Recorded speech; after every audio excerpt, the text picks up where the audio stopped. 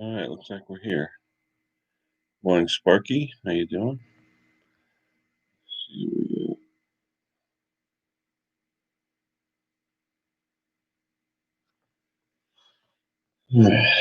Hey, we're here. I got to put the backlight on my green screen. I haven't done that yet. That's why it's a little choppy, but not too bad. Not too bad. Let's see. Oh, hold on. Throw the link out here. Morning, everybody. Whoever's watching, whoever's up. Hopefully, everybody enjoyed Mick's Christmas stream yesterday. Brilliant. I loved it. I had a good time. There's the link for everybody.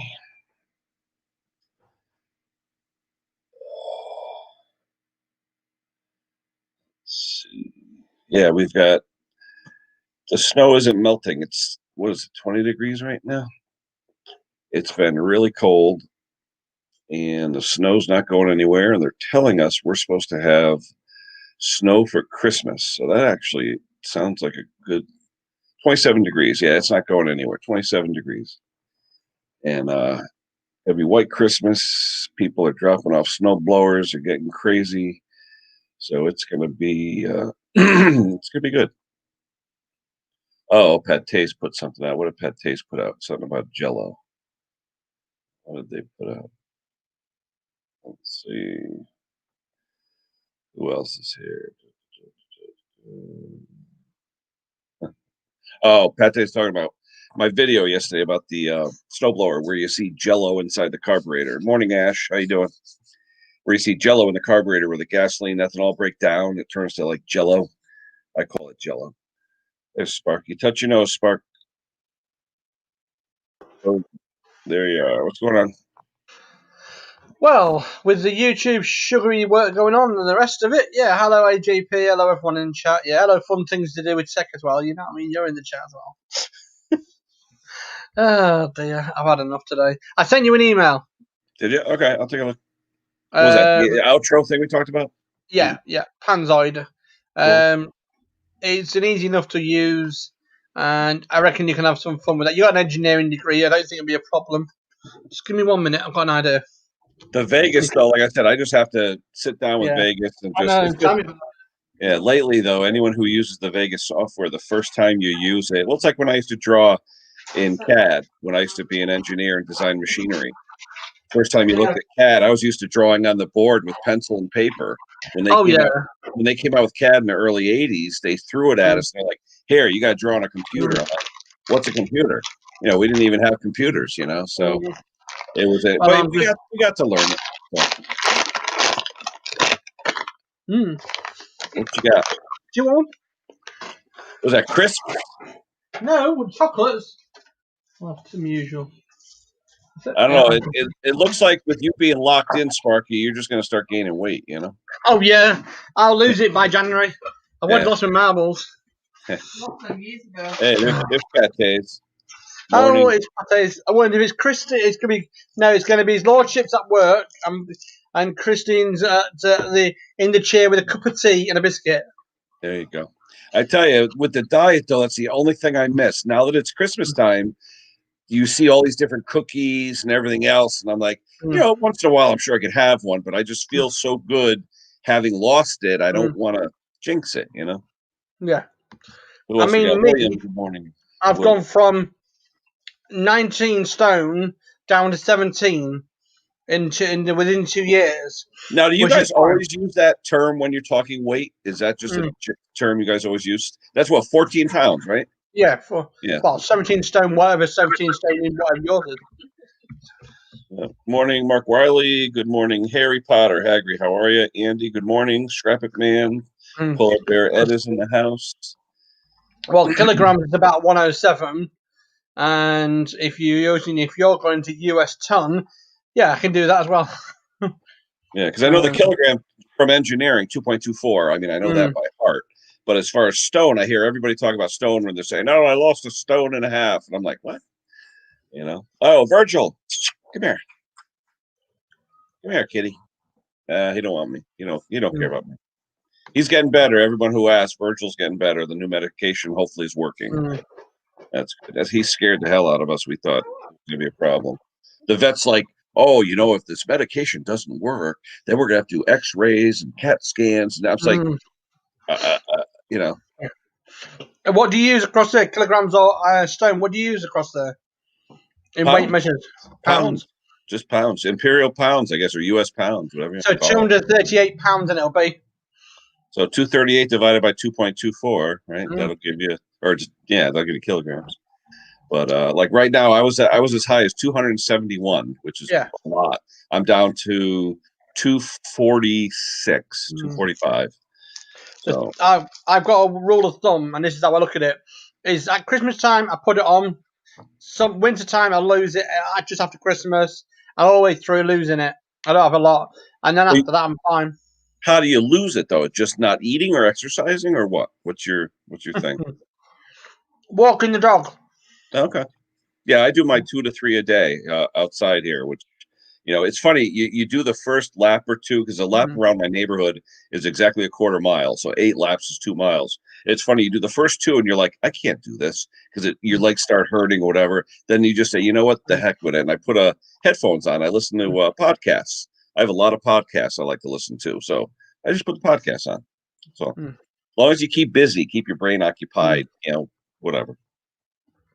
Jim S. Good morning, Jim. How are you? Turning wrenches. Good to see you. Stanley Brand. Yeah. Hello, Stanley. Welcome. Well, after Christmas time, what we do is when we walk the dog, we walk it up to the hills up where we are, and it's like every couple of days we do that. Now, how far are you from water though, Spark? Are you close to the water or no? About 3 minutes. Okay. Yeah, 3 minutes from the water. It's not too bad. Yeah. Yesterday, I was sitting here during mixed stream, and I hear a noise outside, and I go, "What's that?" Somebody bought a snow thrower off of one of my customers, where I freed up the engine. He had a locked up engine. I freed it up with that was it, the acetone and tranny fluid, all that stuff. So I freed it up, got it going. Tecumseh, Snow King. Anyway, got it going for him. He used it for 2 or 3 years, whatever. He sells it to this guy. He gives it to his mom, who lives down the road from me. Doesn't check the oil, blows the engine, big holes out the connecting rod. You can see, or at the side. You can see it on my stream, on my Instagram. So he comes over. He says, "Can you fix it?" And I said, "Well, what do you want me to do?" And he goes, "I don't know, new engine." So everybody, these old Toros, they go to Harbor Freight, buy a Predator, $100, and throw it on. So there's so many videos on doing it too. So I gave the guy an exact price. I go, "This is what it's going to cost." So he's like, "Well, you pick up this, you pick up this." I'm like, "Wait a minute. People that do small engine work," I said, "Guys, your time is worth money." So I said to him, "The engine's $100." He goes, "Okay." I said, "My labor, just my labor to do all that, because it doesn't take that long." I said, $75. He goes, "Okay, so 175." I go, "Wait a minute." I said, "Are you picking up the engine?" I said, "My time's worth money. If I drive to Harbor Freight and back, that's an hour of my time. I'm tacking on $40. And he looks at me. I said, "I got to go to Home Depot, buy some fine thread hardware." So I said, "You tell me what you want to do." I said, "But I'm not losing money helping you." So then he's like, "Oh." So he left, and about an hour later, I hear a rustling outside. And I look, he's dropping off the engine in front of my garage door. So, but people got to realize time is money. It just pay attention, doesn't it, when you think about it? You can't. I'm not being funny to you, but you have to remember that we've got no time on our hands to deal with it. You've got to be paid for what your time's worth. Oh, you know absolutely. what I mean? I never used to, Sparky. I used to give it away. And when I looked at it, I said, "Wait a minute, gas for my truck, going here, going there." I said, "I've spent 4 or 5 hours chasing down parts and this and that, using my credit card, going online, getting parts. That's real money." And people don't realize that. And so now I said, "You know what? I'm charging for it." Yeah, that's our view. 10 minutes away, literally. That's the beach. That's the sea pool. We've got a private sea pool here in where we live. So we've got a massive sea pool. So it's basically sea regenerates every day. So it's fresh water every day from the sea. Yep. We got a question from Mick Two Wheels. Mick, on a 621R, if the guys that don't know that, it's a recoil start. It's a 4-stroke paddle single stage snow thrower, which are great throwers. They're actually, I've fixed 100 of them. One thing you got to remember, Mick, too, The problem with those, there's two dipsticks on those. They're yellow dipsticks. There's one in the back that you can see, and there's one in the front that you can't see. What I recommend on those, take off the chute. It should be 3 screws or 4 screws. Take off the red cover, which would be 4 Phillips head screws. Access that front dipstick. Make sure it's tight. I've had customers that dipstick loosens, they get oil leaks, they lose the oil, they blow the engine.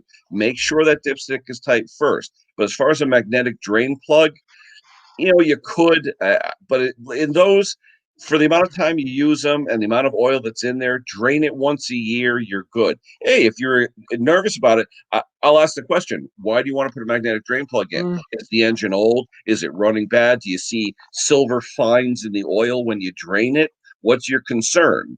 Usually people want the magnetic drain plug after the fact when they think there's a problem. I know people that just buy rare earth magnets and stick them to the side of the oil pan or the block and just let the stuff accumulate. And then when they go to change the oil, take the things off with the warm oil, let it mix in and drain it out. So, there's pros and cons to it. It's just one thing about magnetic drain plugs.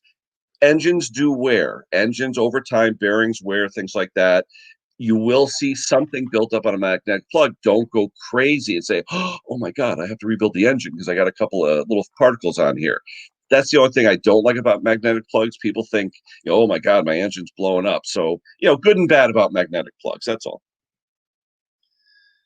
138W, welcome. Haven't seen you. Good morning. Good welcome to all of you guys. Stanley, Chunky. Yeah, I'll be honest, Stanley. I look back when I was in school, and sometimes we were cruel to a lot of kids, but for the most part, I was the guy who was friends with. We had 3 classes of people in high school, and you guys probably never heard of this, but we had the jocks who were the sports guys. We had the freaks who were the pot smokers, and we had the clutch heads who were the car people and worked on cars. So jocks, freaks, and clutch heads. I was friends with all of them. I played some sports. I worked on cars definitely because I enjoyed that. I didn't do any drugs or anything, but I knew all the guys who smoked the pot. So I was like friends with them. They're all my neighbors. So, it just, but it was all cliquey. The freaks, the jocks, and clutch heads. Which one do you belong to? And it was like, I knew them all. I was friends. And William, who's I was going to say, William? What's a rare earth magnet? Basically, it's magnets that's super strong. That's neodymium. It's a one. rare earth. That's the most popular neodymium. Most of it comes out of China. Unfortunately, China actually has the market on rare earth. But when you make powerful motors like they have now, the lithium-ion motor, like lithium, neodymium, all that type of material, when you make the rotors and stators and all that stuff for these newer motors, especially the brushless motors, you need rare earth. Rare earth is the magnet that gives you the forces you need to get the type of power out of the motors and the life out of batteries and things like that. So rare earth, it's the biggest commodity now. It's like oranges for orange juice. People on the commodities market are buying rare earth, Yeah, don't chop your fingers. Don't chop your fingers in between 2 earth magnets. We had a linear motor, Sparky. I don't know if you're familiar with linear motors, I'm sure. Years ago, we had hydrostatic machine tools that hydrostatic means they rode on a bed of oil instead of having bearings. And you powered them with linear motors because linear motors, you could get to accelerate past 1G. And our machines were accelerating at 3-4 Gs, which is amazing. And the linear motors, though, when you took them out of the package, never wear a watch because you destroy the watch, okay? Never have steel or magnetic tools. Or pacemaker Or pacemaker, you could kill yourself. So we would have to buy bronze tools. Everything was bronze. And I'll never forget, one guy had a cherished wrench that he loved. He had this wrench forever. He loved it. He made the mistake of wheeling his toolbox close to one of these linear motors, and it sucked right to it. We had to send it back to GE Fanuc, who actually made it. They had to remove it. They had to put a field on it, a magnetic field, enough to get enough force to pull this wrench off just to get it back to him. Crazy stuff. The best one I had was because I got a metal tray and it wasn't magnetic, so I got a rare earth, one of the circle ones, and literally put it underneath, literally to the table, and I couldn't get this tray off. Love no money, you couldn't get the tray off. I've done that, Sparky, where I pull the tray, and the tray, the Mm. glue stays on the Yeah. magnet. I got a Mm. tray in my hand with no magnet. Yeah, Yeah. and it was so funny. But then I put my hand over it by Yeah. accident, and the tray was like, Oh, like that. I've seen them crush their fingers Oh yeah. because of Mm. rare earth. Yeah, yeah, yeah. Uh, But I that's mean, rare earth, mm, guy. I am electrician. I'm an engineering background because of my family and people around me. But we used to have three categories in our school: either Sparkies, the idiots, right, and the other one was I was all friends with these all, and the Yeah, bullies. I was all yeah. three of them. The sparky ones are the bright-eyed ones that knew what they was doing, and that's me. And the other ones, like I say, we had three categories.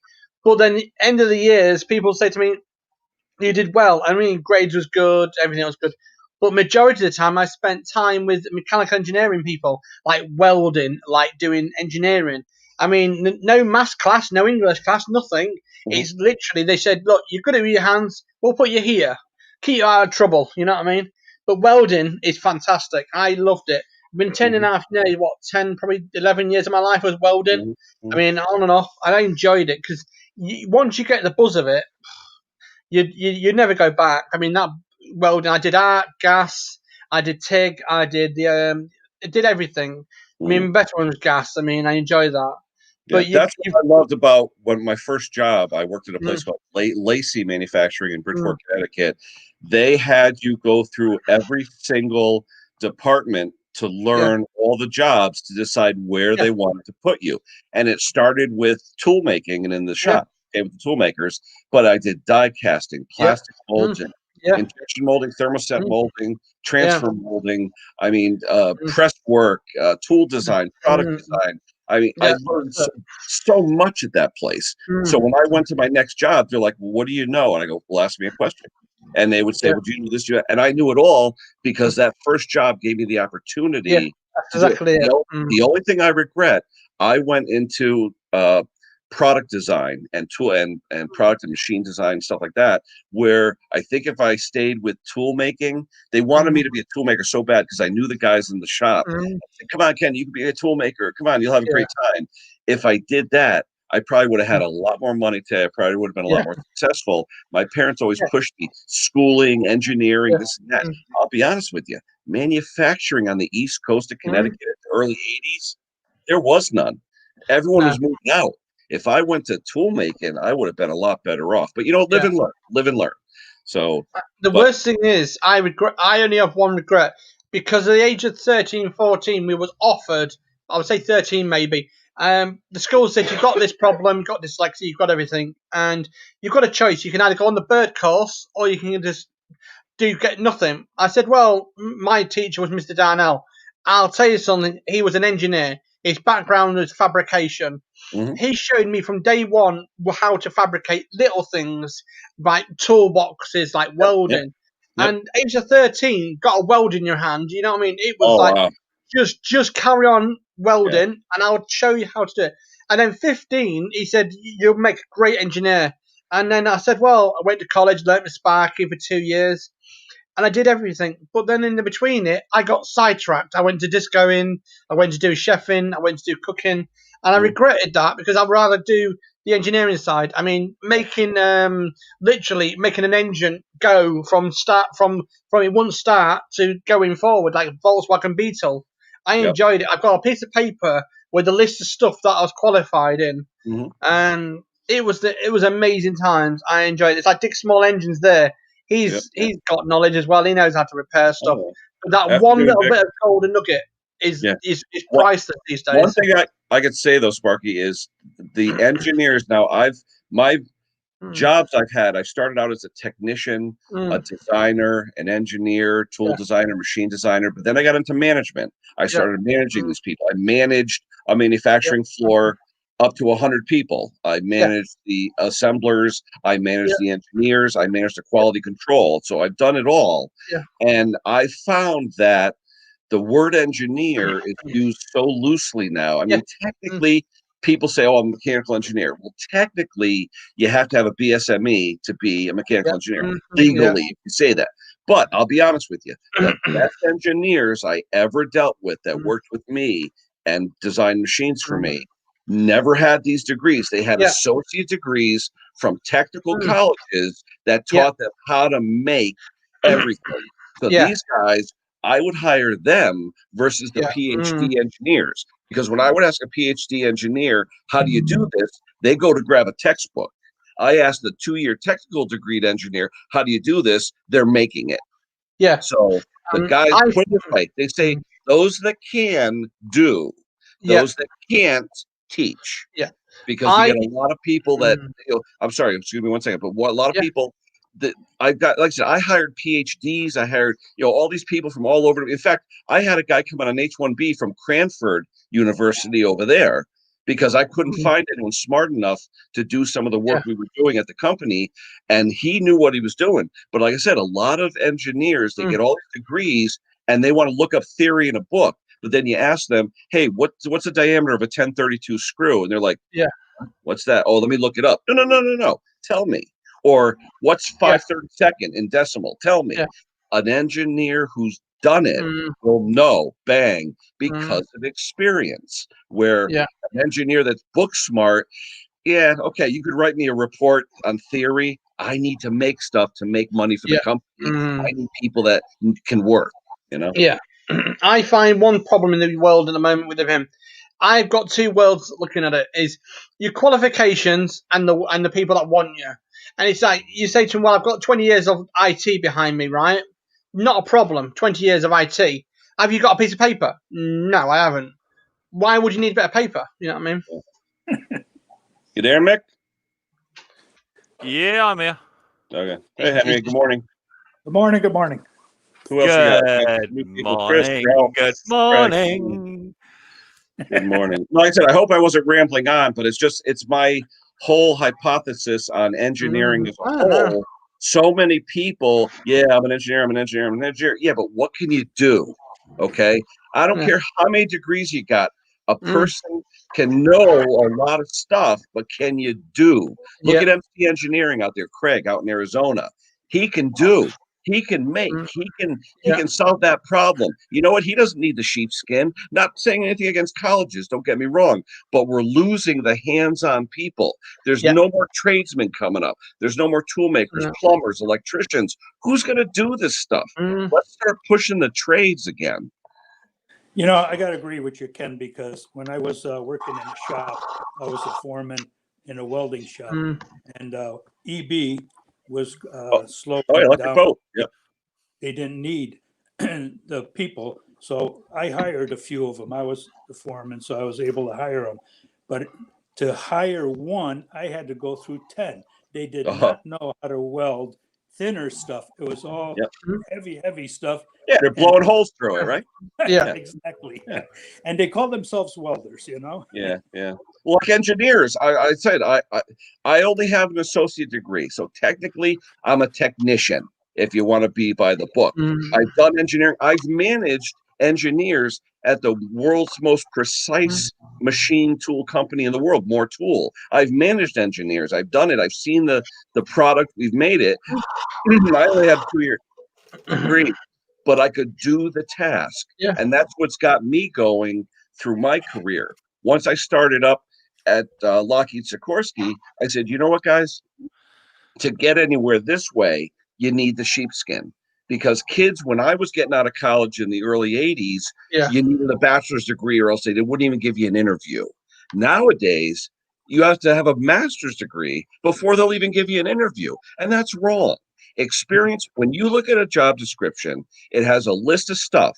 The very last line is always or equivalent experience. You know what, guys? That's what I count. If you can do it, I want to hire someone who can do the job. Show me sheepskin, don't care. Can you do the job? You're hired. You're right, Ken. Mick, what do you see in your industry, Mick, with the railroad stuff? Do you see people coming in with all these degrees saying, I know everything? Or do you see people coming in and say, I want to learn, show me? I mean, what do you see? Well, we actually have a new system, which is quite good. So we actually employ school leavers. They must have qualifications A to D and must have at least 5 of them.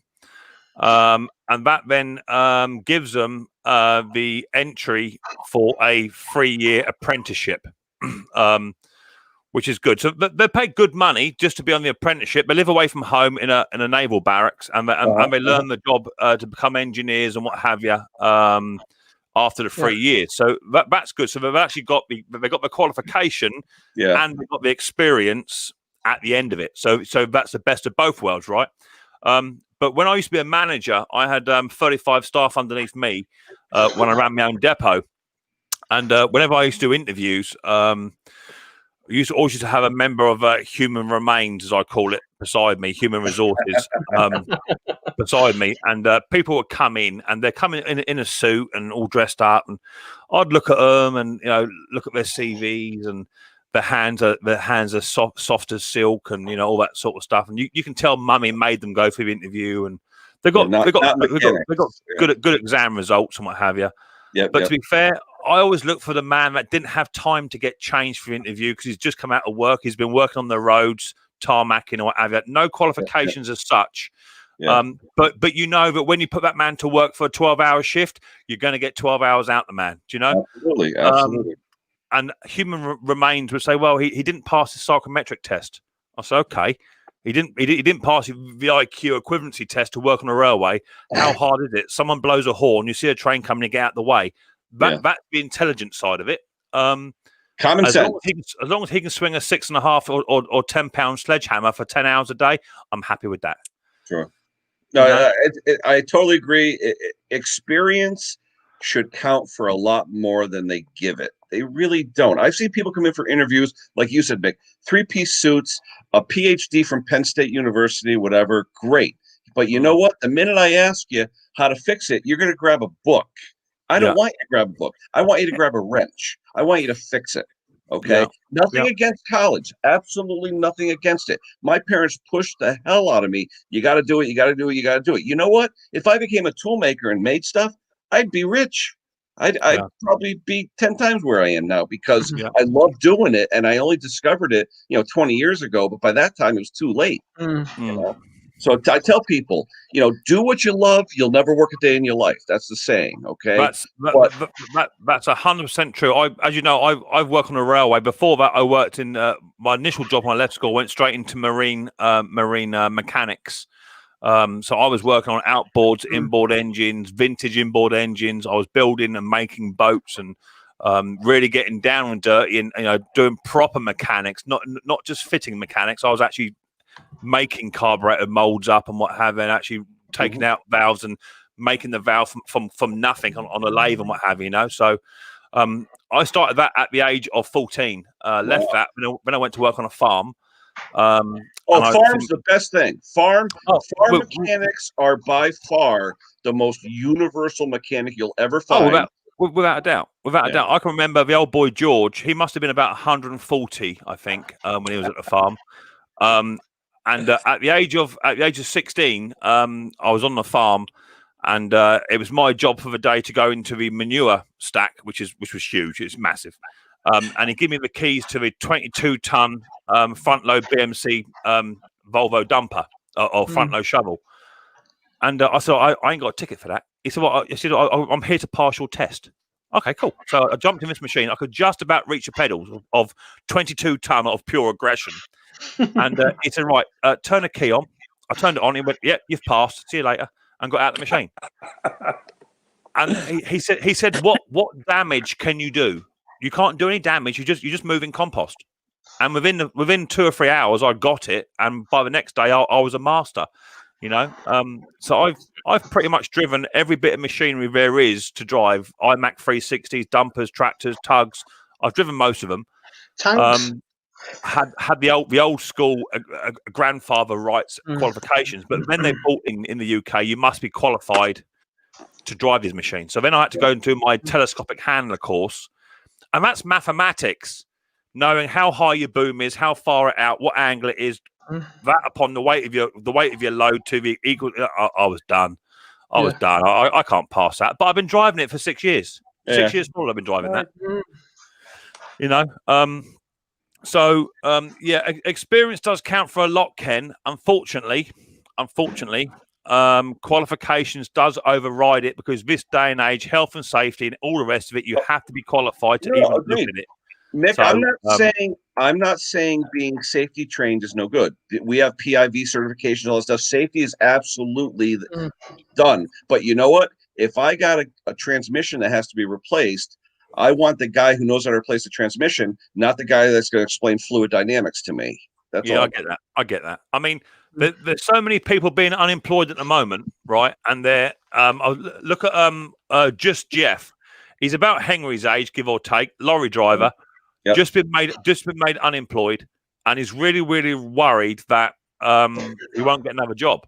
Yeah. Only because there's so many Eastern Europeans coming into the country that are now driving for minimum wage and all the rest of it. But I would much rather have a 62-year-old man driving a lorry who's been driving a lorry all his life. Yeah. Knows how to handle a machine in different conditions.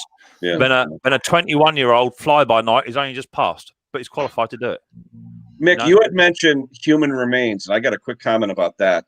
When you talk about HR departments, too many of them these days are making the decision for the guy who really needs the skilled person.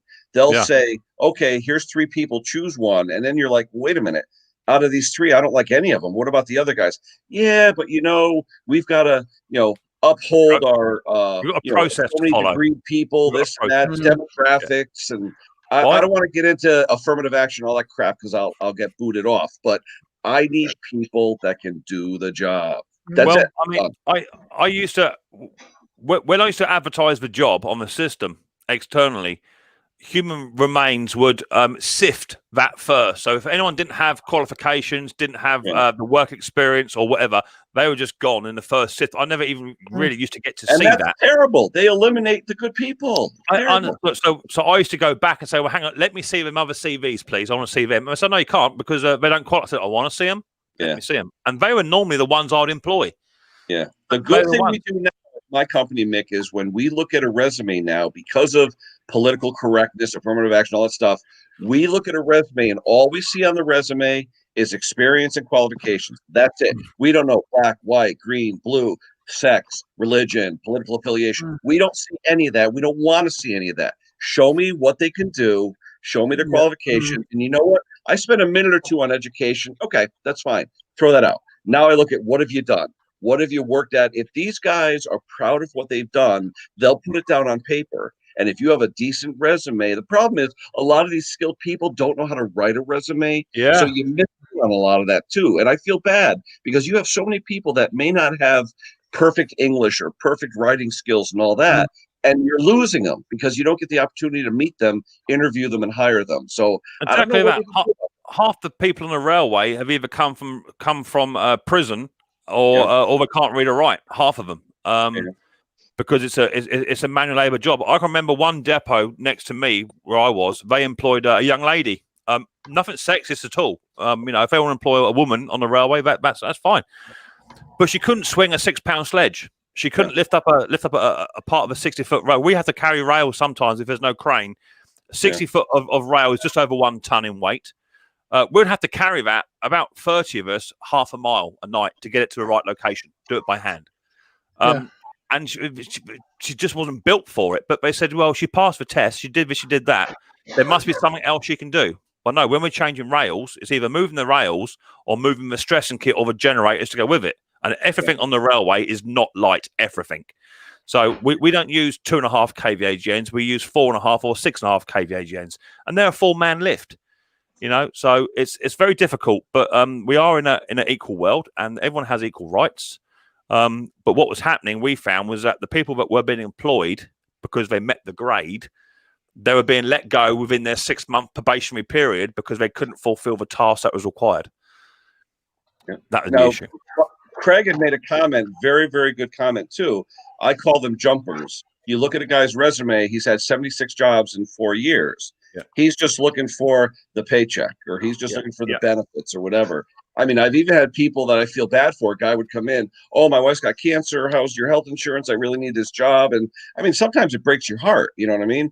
But at the end of the day, you have to hire. Remember, when you hire somebody, that goes back on you. So if that person doesn't work out, they're going to say, Kenny hired a deadbeat, or Kenny, you know what I mean? So you really, and the same thing with referring people. Where I work, a lot of it, I hate to say it's true, but it's friends and family. Okay. My place has a lot of archival family history. The grandfather worked there, the father worked there, the kid worked there, whatever. That's good and bad. I mean, it's good that you have the lineage of people that know the work and were great workers, but then you also have the lineage of people that don't want to work, and that lineage continues too. So, you know, there's good and bad with that, but referrals mean a lot. It's just that it's hard to do favors for someone. Oh, can you hire my kid? Well, is your kid any good? Let me see your kid. Let me meet him. Let me see what he's done. This is my kid. No, show me. Then you hire someone. And I used to hire the man that had 4 kids and a mortgage. If he's got 4 kids and a mortgage, that man's going to come into work every day. Oh, agreed. But he has to do the work. That's the thing. Has to do the work. And you know what? I do have a question. It would appear that somebody's fitted some motion sensor flashing lights in their workshop, very similar to my ones. Just wondering what's going on with that. Well, that is hang on, let's see if I can figure out how to turn the camera around. Copycat. There we go. That's my sticker wall. Check you out. That's cool. Beauty. That's good, Ash. I like that. I like that, yeah. It's my little sticker wall. Started putting the bits and bobs up on the wall and everything. Oh, you're getting there, baby. You're getting there. Little shop. Look at that, Henry. Look, little shop going on. It's excellent. Oh, there you go. Wow, hold on. There you go. Wait, that's the infamous shed? It's done? Yeah. He's already going to have to expand.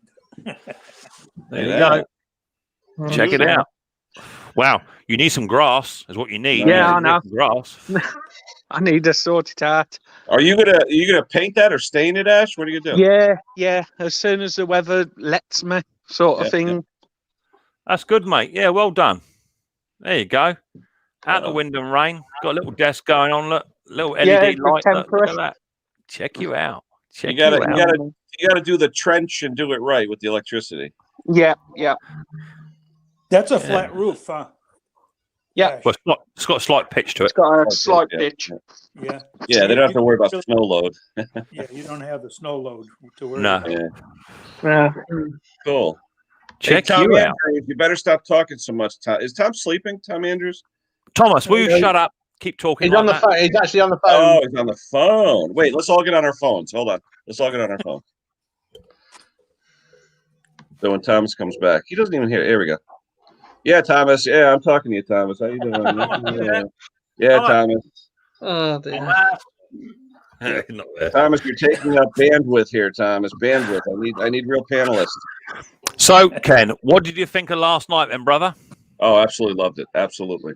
And I tell you, seeing Henry from Mowers and Blowers, because we've always talked for weeks and weeks and months. You know, how come Henry never comes up on streams and panels? Well, you got him, baby. You got him. He really, really didn't want to do it. He did not want to do it. I don't know why, because he's a very public guy. But you know me, I have my ways of manipulating people, and I got him up there. And what about that musty one with the big pork chops down the side of the head? What about him? The old Elvis going on, baby. Oh yeah, my lord.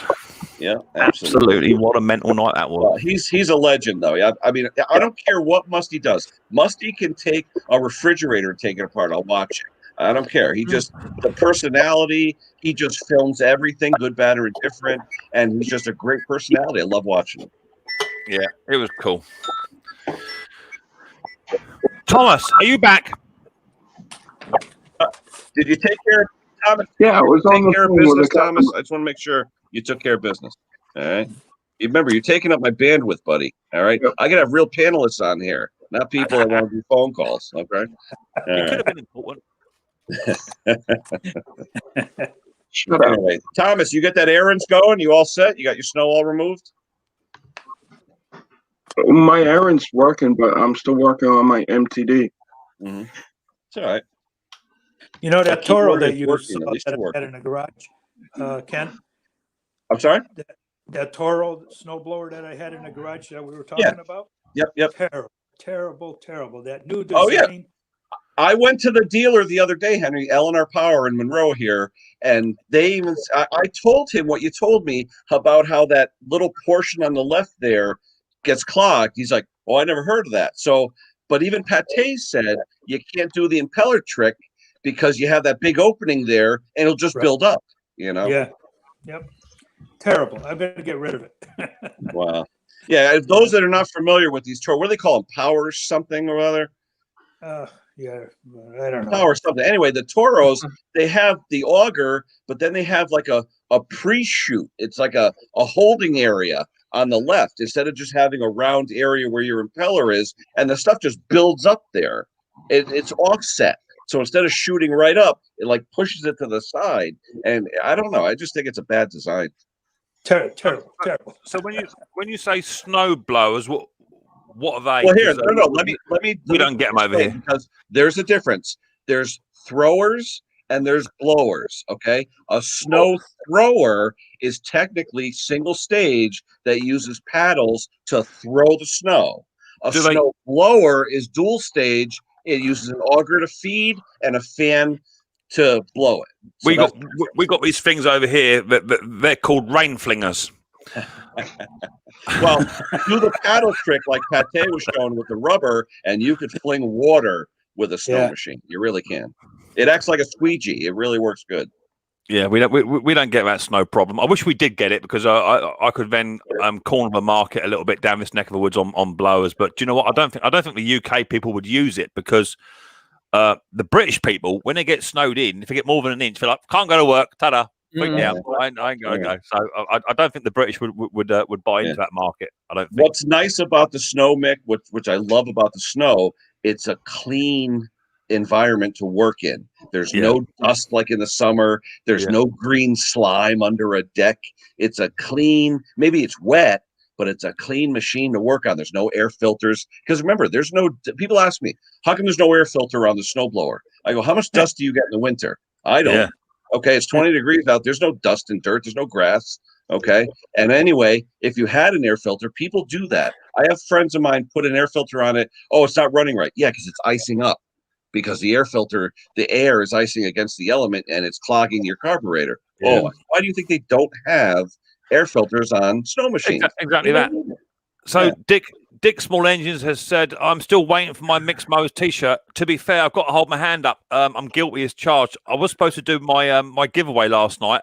Got a little bit sidetracked with a few people in the chat and my panel being full up. So I'm hoping to do my live stream maybe next week. We'll have to wait and see. I don't know if I'm going to do one on Boxing Day because I'll probably be a bit drunk.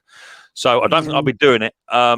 You may have to wait till the week after for the giveaway where we're doing the t-shirts and caps, but it will come. I haven't forgotten. I've got more here. It's all lined up. But last night was not the place to be doing a giveaway. It wasn't happening. So it'll come. Yeah, we did our giveaway. Myself and James Condon. We had a giveaway. Actually, the shout out by James probably put me over the top. Him and Bruce Pender, and we gave away one of those kill a watt meters that people can use to check generators and things like that. I have one more, and I'm going to do a joint stream with Polar Bear Ed, and I'm going to give away another one. So stay tuned for that. I'll announce that this week. I'll probably do it either during or just after the holidays. But good on you. People like giveaways. They do like the giveaways. Do you post to the UK? Oh yeah, absolutely. And what I would do is anyone in the UK that wins or in Europe, I will include the voltage adapter that puts it to your dual pin instead of our blades. I'll make sure you guys do. Yeah, that's good. I'll be honest, people were asking me, and I said, guys, amperage is amperage, wattage is wattage. You know, everything is the same. It's universal. It's just that you guys have those round pins instead of having our blade system over here. And you guys are 50 hertz versus the 60 that we have. So, but you know what? Electricity is electricity. It's all the same. Yeah. Good. That's good. I might enter it if going to give away to the UK. There's so many American channels that do giveaways and they don't post to the UK. It's crazy. No, hey, I'll be honest with you. I bet you 40-50% of my followers, not more, is Europe, and I appreciate it. And you guys, put it this way, I spend more time talking to the guys across the pond than I do guys here. It's just the way it is, you know. You'll find that is because most Americans are arrogant. That's what it is. That's what I find. That's it. What was I going to say? Someone talked to me about the voltage over there versus here, and I remember years ago, I had an aunt and uncle that always traveled like Hungary and over there, and they called it a travel kit, and it had like 6 adapter plugs in it, so no matter where you went in Europe, be able to use your American devices. But the problem was, and Sparky, electrical background, you go from 60 hertz to 50 hertz with a hair dryer, you're going to blow that motor up. You're going to heat that thing up. So you know, a meter's different. A meter's just giving you a reading, but an appliance or a motor or something like that, you can't just go from 60 to 50 or 50 to 60. In Bangladesh hotels, there was 110 only, 110 voltage only on some of the hotels, and now stuff's 240 volt. So I got a mini transformer to go from 110 to like that. But and how many people know to do that? Nobody knows to do that. No, but I said to the hotel owner, "Why have you done 110?" He says, "Because where we are, everything is 110." Yeah. Crazy. So yeah, but I don't mind plugging something in that's 240 volt. It just won't work. You know what I mean? But I have actually plugged an AC motor in a 240 volt, especially 110. Yeah, didn't go well. Well, people don't realize too, Mark, I hate to agree, Mick, but it's true. There you go. One thing people don't understand about the old E equals IR equation, Sparky. Yeah, you got 240 volts. People go with 240 a lot of times because it draws less amperage because you're using 2 legs instead of 1. People just don't understand the theory of it. I like it when people say to me, "It's like what your house is like. It's like in America, you've got 110 and the hot leg and the ground, the rest of it." I said the US is something like right. Because I've tried following it, some of the US stuff, and some of it's complicated. Yeah. Well, like I said, for here, you're in the house and you have 110 coming in, but technically you have 220 coming in because you have 2 live legs coming in. You just use the 110 most of the time. So you just put another leg on it with the white wire and the red wire. There's your 220. So it is pretty simple. But like I said, people don't understand it. So you know what, people? Learn it. Go online, watch video. It's not hard. I always find if you plug it in and it goes bang, it's probably incorrect. There you go. That's the way I work it out. If it's my electrician, when I got this lot done, I said I'm getting a welder. He said, "Oh no, you can't do that. You have to have a separate 110 connection." No, don't. Just plug it in and use it, and it's been fine. Nothing's tripped out. Nothing's overheated. It's going to be good to go. Done, isn't it? Where I am here on what we call the Gold Coast of Connecticut, whatever. Henry, you know this. We're on the shore here.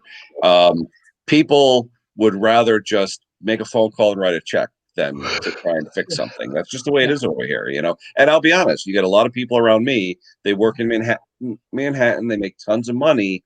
You know what? If I could pay someone to do something, I will. But the enjoyment and satisfaction of doing it yourself, I like that.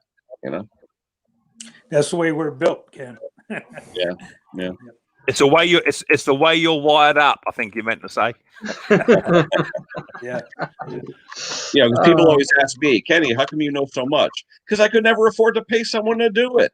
"Oh, you did this on your house, you did that." Yeah, because I didn't have all that money to call a contractor. You had to do it, so you did it.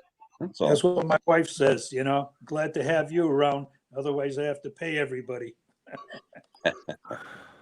Well, they say that about young women looking for a husband. They always say, find someone who knows how to fix everything, and then you'll be set. Yeah. Well, or at least tries to fix something. I tell you, Ashley, will you shut up? I can't get a word in here.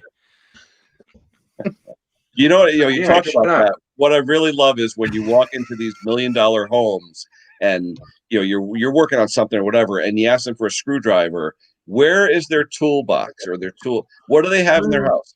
In the kitchen, there's one drawer underneath the knives and forks and spoons where they have their tool drawer in their $1 million kitchen. That's what I love. Instead, not in the garage. There's no toolbox in the garage. It's a drawer next to the sink, and that's their tool drawer. That's what this is something that someone or people bring up about, like regards to my channel, is that you're doing videos showing people how to fix stuff.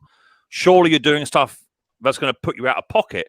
But no, you have these people that their toolbox is in a little tiny Tupperware tub. They've got a screwdriver which is probably their dad's. Universal screwdriver with the 10 bits. and some cable ties. So you've always got that little market where people just can't be bothered. They'd rather pay X amount of money and just get it fixed, or go buy a new one. So but there's always that. Yeah, don't mention volts near Snobby. He likes to cut through wires and what have you when it's turned on. Oh, that was a bit shocking. That was shocking. My best friend did that one time. I was over his house and he took off an outlet plate, and this guy had used an outlet plate, like a 2x4 plate, to cover literally 50 wires. Okay, wire nuts, black tape, everything. He goes in there with a lineman's plier. Okay. And he goes like this. The whole house went black. I go, what the hell did you do? He goes, I don't know. So I go back there. This guy, for some reason, had like 13 circuits of lighting or whatever hooked to like one main breaker, and he like lost the whole house. So we spent like 4 hours in the dark trying to trace back every wire, where it went. We had a generator outside producing 110 to bring those wires in to power each individual wire in the house to see where it went so that we could do it correctly. It took us hours. It was during the winter too. It was cold out. But, people, if you don't understand electricity, you can really get hurt. Definitely call a professional, but there's nothing wrong with trying to learn it yourself. But just be safe. That's all I'm saying. Be safe. At least one.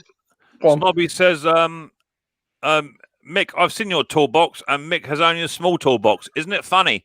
The other week you were here, Snobby, you couldn't stop staring at my toolbox. You know what I'm saying? You know what I'm saying, big boy? Surprise visit, Mick, right? Surprise visit. Do you know what? That was lovely having Snobby and Dusty down. I actually wish I wasn't doing my live stream, because it would have been nice to sit back and relax. They're only here for 15, 20 minutes. It was lovely to see them. I must say, Snobby does fill my shed up quite well. He's a fair old sized kiddie, and he's got a heart of gold. And it was nice just to see him or have you and just have a little chat. It would have been nicer to have a plate of dinner and a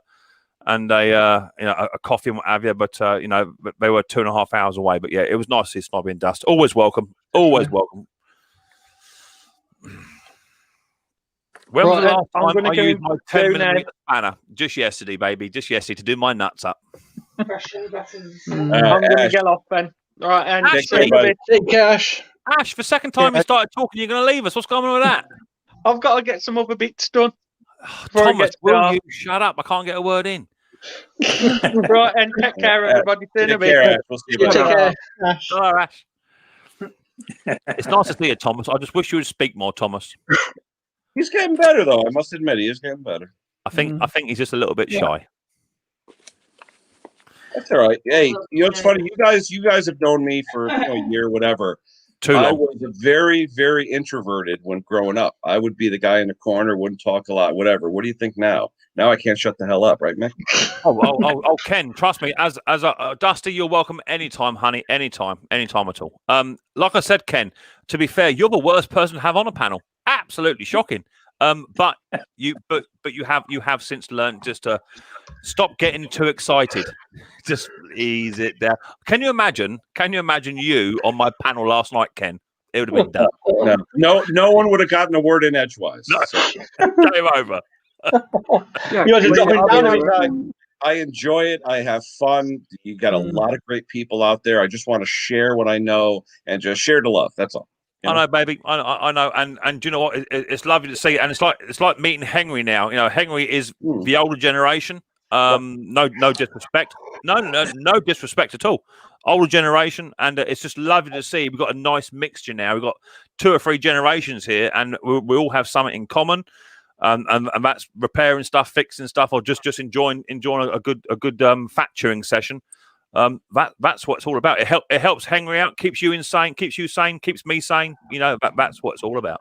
Hey guys, I'm hooked up now directly to my modem with a hard line. How's it been today? Pretty good.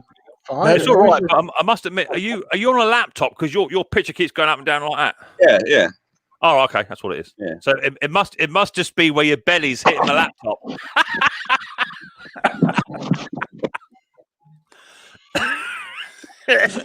Well, speaking of belly, Pete Froud. This is for Pete Froud. There we go. Tear our t-shirt. There you go. Our friends. There you go. Hey, Uh, one more time.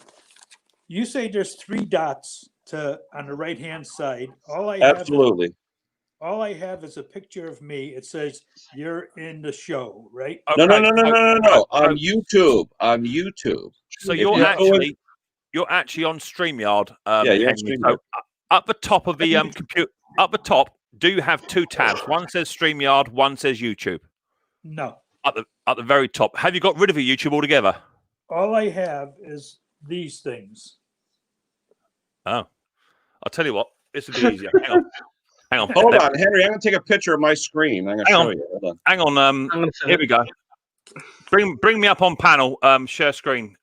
Ken. Yeah, share screen. Bring that one up. The share screen one. Oh, hold on. In the basement.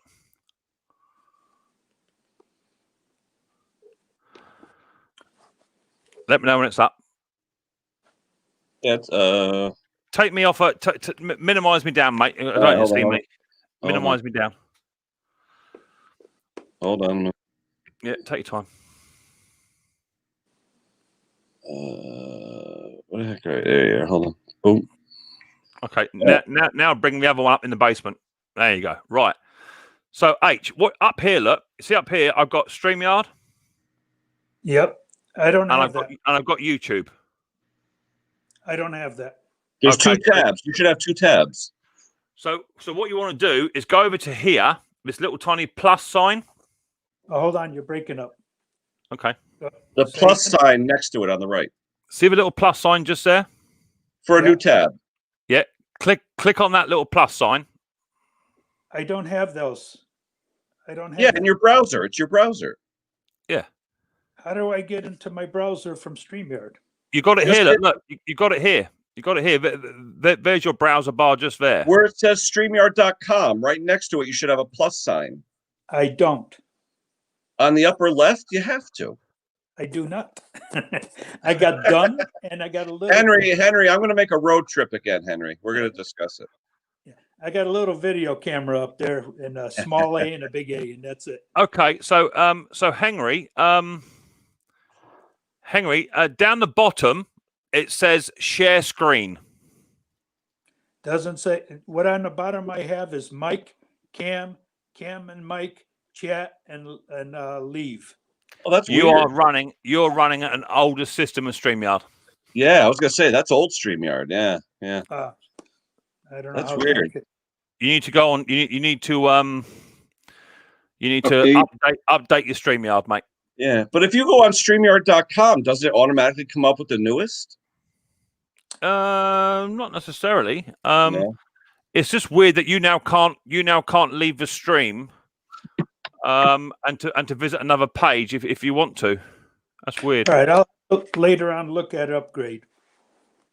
I'm going to take a picture of mine right now. Hold on, Henry. So how do you if let's just say you're watching YouTube, okay, and you decide you want to go on Amazon or you want to go and check your taxes, how do you go onto another? I would drop down YouTube. Yeah, I don't have that. Yep. Yeah. Are you on a phone or a laptop? I'm on a iPad. Okay. If you're on that's why. iPad, That's why. Yeah. That's why. Yeah, that's why. Yeah, Right. it won't work on a portable device like Hang on that. a second. Yeah. iPad, right? So you need to double click it, and it will show you what's behind your screen. Double click the StreamYard. Not yet. Do it later. Afternoon. Oh, sorry. Okay, go on. Hi, Kev. Okay. How's lunch? After lunch. Yeah, good. Good. Happy holidays. Henry, I'll come up there one time. We'll figure it out. But definitely, if you have either a laptop or a desktop, be a lot easier for you. You can use it on iPad. iPad's easy. iPad's fine. You just have to double click it, and double click it. It takes you back to like the what's live. Yeah. You'll figure it out. Get Henry out. Get Ken up there. Or what I would do is I would just double click the home button and then get another internet browser up, and then you have to do the two. But Ken will sort you out. It's easy enough. Very good.